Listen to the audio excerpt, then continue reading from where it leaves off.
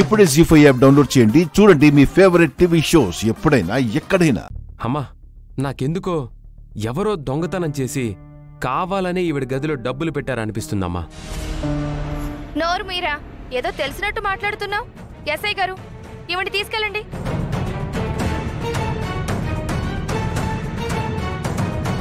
పోయిన 30 లక్షల్లో 3 లక్షలు దొరికాయి. ఇంకా 27 లక్షలు ఏమైపోయాయో కనుక్కోండి. చెప్పకపోతే మీ స్టైల్లో 4 తగిలించైనా రికవరీ చేయించండి సార్. పదమ్మా. అమ్మా క్రాంతి. ఎస్ఐ గారు, నా మాట వినండి. ఖచ్చితంగా ఈ దొంగతనం ఈవిడ చేసుండదు. ఏం జరిగిందో నేను తెలుసుకుంటాను. కొంచెం నాకు టైం ఇవ్వండి. టైం దేనికే? ఈలోపు అందరి కళ్ళు గప్పి ఊరొదిలి పారిపోవడానికా? మీరు ఆలోచించే గ్యాప్ ఇచ్చారంటే వీళ్ళు పరారైనా అవుతారు. ఎస్ఐ గారు, ముందు తీసుకెళ్ళండి. పదమ్మా. కానిస్టేబుల్, తనని తీసుకురండి. దొంగ కాదు, అమ్మని వదిలిపెట్టండి. రామ్మా. ఆగండి ఎస్ఐ గారు, నేను లాయర్ని. కావాలనుకుంటే ఆవిడికి జామీను నేనిస్తాను. ఇలాంటి దానికి నువ్వు జామీన్ ఇవ్వడమేంటే? నేను అస్సలు ఒప్పుకోను. దొంగలకి, తినింటి వాసాలు లెక్క పెట్టే వాళ్ళకి సహాయం చేయమని కాదు నిన్ను లా చదివించింది. తీసుకెళ్ళండి ఎస్ఐ గారు.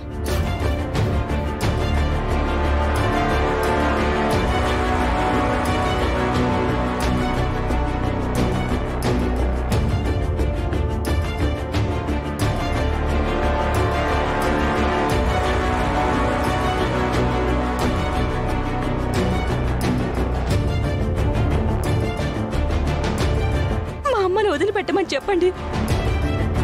మా అమ్మని వదిలిపెట్టమని చెప్పండి.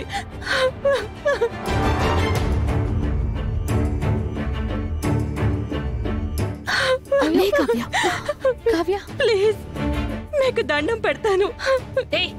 ఆపవే నీ వెదవేడుపు. నువ్వొక దొంగ కూతురువి. నీకు నా ఇంట్లో స్థానం లేదు.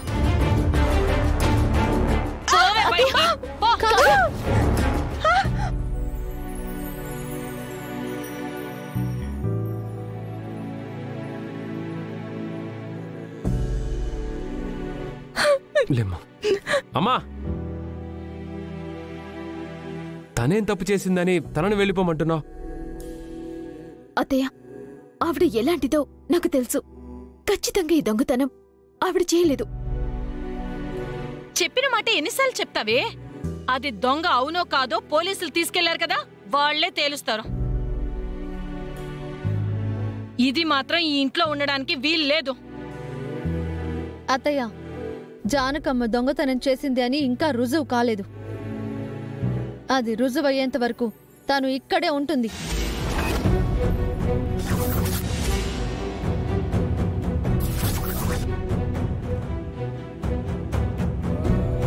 ఎందుకుండాలి? తనని వెళ్ళిపోమంటే తనతో పాటు నేను కూడా బయటికి వెళ్ళిపోతాను. పర్లేదా మీకు? పూజ,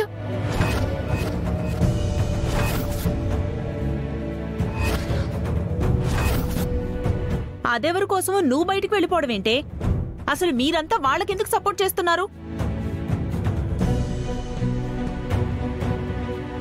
ఈయన చూస్తే ఓ కన్నీళ్లు పెట్టుకుని ఏడ్చేస్తున్నాడు.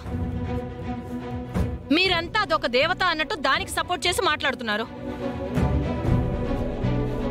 నిజంగా వీళ్ళు పని మనుషులేనా, లేక మీకేమైనా కావలసిన వాళ్ళ?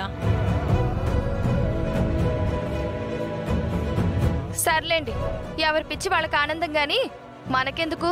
తీసుకెళ్లారుగా, పోలీసులు నిజం కక్కిస్తారు, దొంగ అని నిరూపిస్తారు. అప్పుడు గెంటేద్దాం దీన్ని. అప్పుడు ఎవరు కాదంటారో చూద్దాం. పదక్కపోదాం.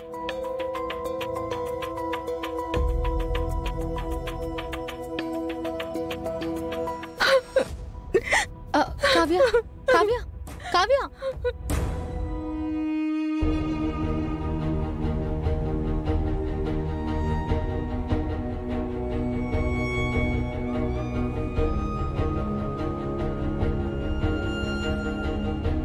కట్టుకున్న భార్యని దొంగను చేసి కళ్ళ ముందే లాక్కెళ్తుంటే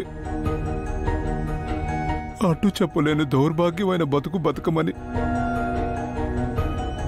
ఆ దేవుడు నాకు రాసి పెట్టాడమ్మా. ఏడవకండి మావయ్య. అత్తయ్య ఖచ్చితంగా ఈ దొంగతనం చేయలేదని మా అందరికీ తెలుసు. నిజంగా ఇదంతా ఎవరో కావాలని ఆవిడ్ని ఇరికించాలని చేసిన కుట్రలాగా ఉంది. అత్తయ్య గారు నిర్దోషి. ఆవిడ్ని బయటికి తీసుకొచ్చే బాధ్యత నాది మావయ్య. మీరు ధైర్యంగా ఉండండి.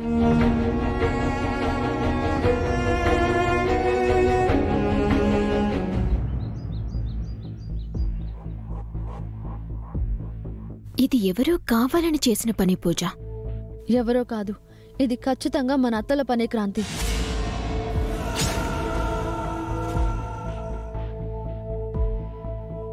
అత్తయ్య వల్ల? అవును. జానకమ్మ వాళ్ళ ఇంట్లో ఉండటం మొదటి నుంచి అత్తయ్య వాళ్ళకి ఇష్టం లేదు. నాతో చెప్పేద్దామంటే మనం ఒప్పుకోవట్లేదు కాబట్టి పొమ్మనకుండా బయటికి పంపించే ప్లాన్ చేస్తుంటారని నా అనుమానం. కానీ అత్తయ్య వాళ్ళు నా గదిలోకొచ్చి నా బీరువాలో పెట్టిన డబ్బులు తీసేంత సాహసం చేస్తారంటావా? వీళ్లు చేయకపోతే ఎవరితో అయినా చేయించొచ్చు కదా. హా, ఆ కర్పూరంతో చేతులు కలిపి చేయించొచ్చు కదా. నువ్వు చెప్తుంటే అదే జరుగుండొచ్చని నాకు అనిపిస్తోంది పూజ. కానీ నువ్వు జానకమ్మకి జామీనిస్తానంటే అత్తయ్య వాళ్ళు ఒప్పుకోవట్లేదు కదా. ఇప్పుడేం చేద్దాం? నేను జామీనిస్తే ఒప్పుకోరు. వేరే లాయర్ ఎవరైనా కేసు టేకప్ చేసి జామీన్ తీసుకొస్తే ఏం చేయలేరు కదా. కరెక్ట్. నాకు తెలిసిన మా సీనియర్ లాయర్ ఒకరున్నారు, ఆయనకి టచ్లోకి వెళ్దాం.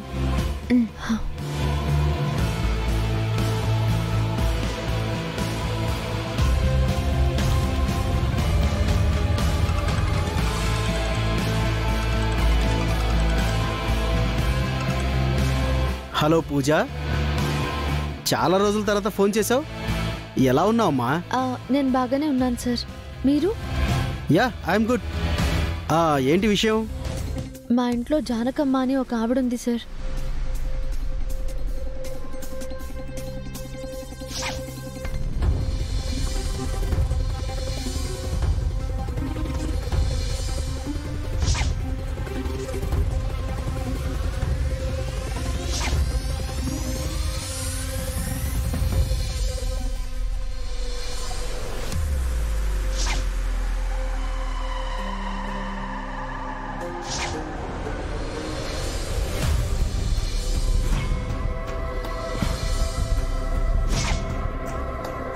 ఈ కేసును మీరు టేకప్ చేసి ఆవిడని ఎలాగైనా విడిపించాలి. నువ్వు చెప్తున్నావంటే ఆవిడ ఖచ్చితంగా ఆ నేరం చేసుండదు.